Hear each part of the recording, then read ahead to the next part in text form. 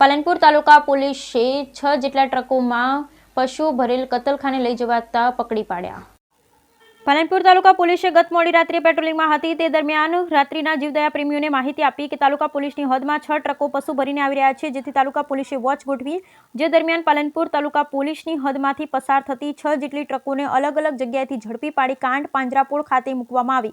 6 ટ્રકોના 6 ડ્રાઈવરોને ઝડપી પાડી વધુ તપાસ હાથ ધરી। બનાસકાંઠા જિલ્લા એ રાજસ્થાનને અડીને આવેલો જિલ્લો હોવાને કારણે રોજે રોજ મોડી રાત્રે મોટી સંખ્યામાં પશુઓની હેરાફેરી કતલખાને થતી હોય, પરંતુ કેટલીકવાર પોલીસ અને જીવદયા પ્રેમીઓને બાતમીના કારણે આવા ગેરકાયદેસર કતલખાને જતા પશુઓ ઝડપી પાડવામાં આવ્યા। ત્યારે ગત મોડી રાત્રે પણ 6 પાલનપુર તાલુકા પોલીસની હદમાંથી પસાર થવાની છે તેવી બાતમી જીવદયા પ્રેમીઓને જ મળી હતી, જેથી જીવદયા પ્રેમીઓએ તાલુકા પોલીસ અંગેની માહિતી આપી, જે દરમિયાન પાલનપુર તાલુકા પોલીસ અને જીવદયા પ્રેમીઓ સાથે મળી અને આ 6 ટ્રકોને અલગ અલગ જગ્યાએથી પશુઓ ભરેલ ઝડપી પાડી। આ 6 ટ્રકોમાં ખીચોખીચ ભરેલ 90 થી વધુ ભેંસો આવી હતી। આ સમગ્ર મામલે હાલ પાલનપુર તાલુકા પોલીસે ટ્રકોના 6 ડ્રાઈવરોને ઝડપી પાડી તમામ જે પશુ હતા તેમને ડીસા કાંડ પાંજરાપોળ ખાતે મૂકવામાં આવ્યા। અત્યારે આ તમામ પશુઓને કાંડ પાંજરાપોળ ખાતે લાવી ઘાસચારો પૂરો પાડવામાં આવી રહ્યો છે। ત્યારે જીવદયા પ્રેમીઓની માંગ છે કે રોજે રોજ રાજસ્થાનમાંથી મોટી સંખ્યામાં પશુધન જે ગુજરાતમાં ટ્રકો મારફતે લાવવામાં આવે છે તેની સામે કડકમાં કડક કાર્યવાહી કરવામાં આવે તો જ પશુધન બચી શકે તેમ છે। Bureau report, Banaskantha.